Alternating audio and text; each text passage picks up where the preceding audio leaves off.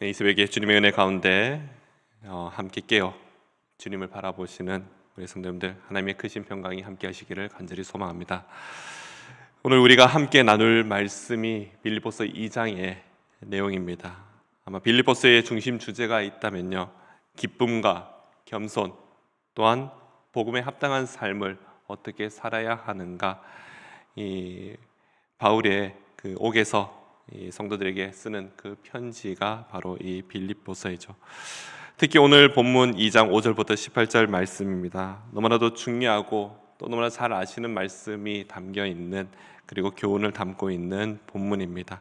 바울은 먼저 빌립보 성도들에게 이렇게 권면하고 있죠. 우리 읽었던 5절 말씀인데요, 너희 안에 이 마음을 품으라, 곧 그리스도 예수의 마음이니. 우리가 때로는 신앙생활을 하다 보면요, 주님의 마음을 품어야 한다라고 그렇게 이야기를 하죠. 또한 오늘도 우리가 함께 찬양했던 455장의 찬양에서도요, 주님의 마음을 본받는 자라고 그렇게 우리가 함께 찬양했습니다.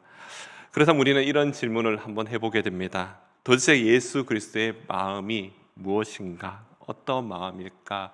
라는 질문을 한번 해보게 되죠. 사도 바울은 6절부터 그 마음을 구체적으로 말씀을 가르쳐 주고 있습니다. 우리에게 보여주고 있죠. 예수님은 근본 하나님의 본체셨습니다. 그러나 자기를 비워 종의 형체를 가지사 사람들 같이 되셨다라고, 이 땅에 하나님이시지만 이 땅에 사람의 모양으로 오신 예수 그리스도이시죠. 또한 그는, 예수님은요, 하늘아버지이신 그 하나님의 말씀에 죽기까지 복종하심으로 십자가에 나아가셨음을 바울은 그렇게 설명하고 있습니다. 이는 단순한 겸손을 넘어서서 자기의 부인이며 철저한 순종하는 그 삶을 예수님께서는 우리에게 보여주신 것입니다. 우리는 종종 자기의 유익이나 권리를 내세우는 것, 이것이 우리 인간의 본성인 것 같습니다. 우리의 이익이 조금이라도 훼손되면요, 굉장히 힘들어하고 슬퍼하죠. 그러나 예수님께서는요, 자기의 권리와 유익을 주장하지 않으셨습니다. 예수님은 하나님의 아들이신 그 권리를 내려놓고 철저히 낮아지신 그런 모습으로 우리에게 다가오신 것입니다. 그래서 겸손하시지만, 그러나 왕이신 그 겸손의 왕으로서 종의 형태지만, 그러나 가장 높은 곳에 계신 그분께서 우리에게 나타나 주신 것입니다. 그렇게 겸손과 그리고 그 순종의 결과, 그 결과가 무엇일까요? 9절부터 11절까지 말씀인데요, 제가 다시 한번 보겠습니다. 이러므로 하나님이 그를 지극히 높여 모든 이름 위에 뛰어난 이름을 주사 하늘에 있는 자들과 땅에 있는 자들과 땅 아래에 있는 자들로 모든 무릎을 예수의 이름에 꿇게 하시고 모든 입으로 예수 그리스도를 주라 시인하여 하나님 아버지께 영광을 돌리게 하셨느니라. 아멘. 그렇습니다. 우리는 그리스도의 마음을 품을 때 바로 그 참된 영광에 참여하게 될 줄로 믿습니다. 하나님의 형상을 닮아간다는 것, 바로 우리의 모습을 통해서 하나님께 영광을 드릴 수 있다라는 것입니다. 사랑부에서 매 주일마다 이렇게 어성경의 그 순서대로 이렇게 공부를 하고 있습니다. 근데 우리가 어제 사랑부에서 했던 내용이 바로 구약 2과의 내용인데요, 거기에 두 번째 내용입니다. 첫 번째는 자연과학자로 보시는 하나님, 두 번째는 인문과학자로 보시는 하나님, 이렇게 했는데, 인문과학자로 보시는 하나님에 대해서 첫 번째 질문이 인간의 존재가 무엇인가. 네, 우리 사랑부 계시는데 인간의 존재가 무엇입니까? 하나님의 영광을 위해서라고 했어요. 맞아. 바로 우리의 형상, 우리의 모습대로 인간을 만드셨을 때, 우리가 그 형상을 닮아갈 때요, 그것은 하나님의 영광을 드러내는 일이라는 것이죠. 동일합니다. 우리가 예수 그리스도의 마음을 품는 것, 그렇게 예수 그리스도의 마음을 품고 살아갈 때 가장 큰 목적은요, 바로 하나님께 영광을 올리게 되는 것입니다. 그리고 나서 바울은 12절부터 이렇게 말씀합니다. 두렵고 떨림으로 너희 구원을 이루라 말씀하죠. 근데 너희 구원을 이루라 했을 때, 너희가 구원을 해야 된다, 너희가 이루어야 된다라고 이렇게 볼 때 자칫 오해가 될 수도 있는 말씀입니다. 이미 받은 구원을 내가 이루는 것이 아닌 것입니다. 바로 하나님이 이루신 그 구원의 은혜를 삶 속에서 실현하며 또 그렇게 살아내라, 그렇게 권면하는 말씀인 것입니다. 중요한 사실은요, 이 모든 구원의 삶이 우리의 힘으로 되는 것이 아니라는 것을 그렇게 우리가 기억해야 됩니다. 그래서 너희 안에 행하시는 이는 하나님이시다라고 분명히 우리에게 말씀하고 있는 것입니다.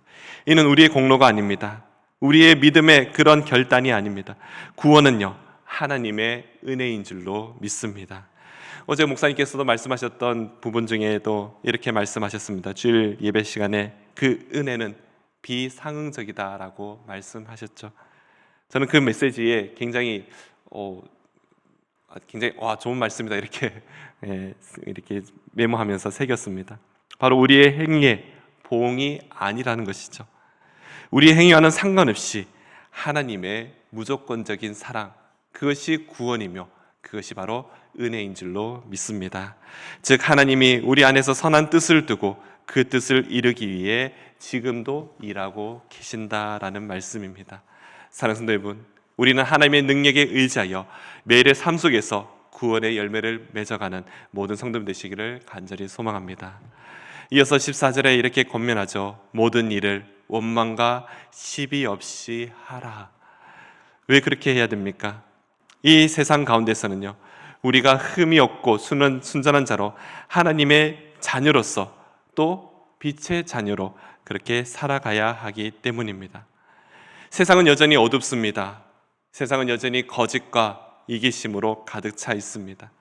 그 속에서 하나님의 백성이 원망이나 다툼 없이 살아간다면요, 그 자체로 바로 복음의 놀라운 능력이 되며 증거가 되는 것입니다.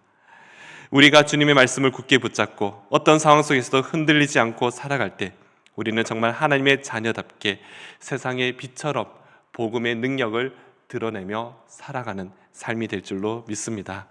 그렇게 빛처럼 살아가는 성도라면요, 바울은요, 그 자신이 믿음의 제물과 봉사 위에 전제로 드려질지라도 기뻐하고 기뻐한다라고 그렇게 고백하고 있습니다. 여기서 전제라는 부분은 바로 포도주나 기름을 제단 위에 부어드리는 그런 제사의 예식입니다. 자신의 생명과 헌신을 그 제물 위에 부어진 전제와 같다라고 그렇게 고백하는 것입니다. 지금은 감옥에 있으며 고난을 당하고 있지만 그 모든 것이 주를 위한 헌신이라면요, 오히려 그것이 기쁘고 기쁘다라는 그런 고백이 되는 것입니다. 사랑하는 성도 여러분, 우리가 살아가는 이 땅의 삶이 아무리 연약하고 미약해 보인다 할지라도 그런 모습이 주를 위해 드려지는 삶이라면요, 하나님께서 기억하시고 하나님의 놀라운 상급으로 우리에게 다 갚아주실 줄로 믿습니다. 그런 하늘 소망을 가진다면요, 우리도 바울처럼 정말 이러한 삶을 두고 기쁘다라고 고백할 수 있다라는 것입니다. 예수 그리스도의 마음을 품는 삶, 하나님의 능력 안에서 구원의 열매를 이루는 삶이며 또한 세상에서 빛처럼 살아가는 그 삶을 살아갈 때 우리는 그 기쁨으로 헌신하는 그 삶을 살아가게 될 수 있다라는 것입니다. 우리가 세상을 살아가면서 이 길을 간다는 것 결코 쉬운 일은 아닙니다. 성령께서 우리 안에서 능력으로 행하실 때 이것이 당연히 능하게 될 줄로 믿습니다. 그 힘을 의지하여 오늘도 겸손하게 순전하게 기쁨으로 살아가는 예수 그리스도의 모든 성도님 되시기를 간절히 소망합니다. 사랑의 하나님, 감사합니다. 오늘 이 아침에도 이 새벽을 깨우시며 주님 앞에 나가게 하심이 너무나도 감사드립니다. 예수 그리스도의 마음을 우리 안에 품게 하시고 자기를 비추고 낮추신 그 주님의 겸손함을 우리가 닮아가는 모든 성도가 되게 하여 주시옵소서. 하나님의 뜻을 이루기 위하여 우리 안에 지금도 역사하시는 성령 하나님을 의지하며 두렵고 떨림으로 우리의 구원을 삶 속에서 이루어가게 하시옵소서. 우리 어두운 세상 속에서 원망과 시비가 아닌 감사와 사랑으로 또한 기쁨으로 살아가게 하시고 하나님의 자녀로서 빛의 자녀로 그렇게 매일매일을 삶을 살아내는 오늘 하루가 그리고 매일 한 주가 되게 하여 주시옵소서.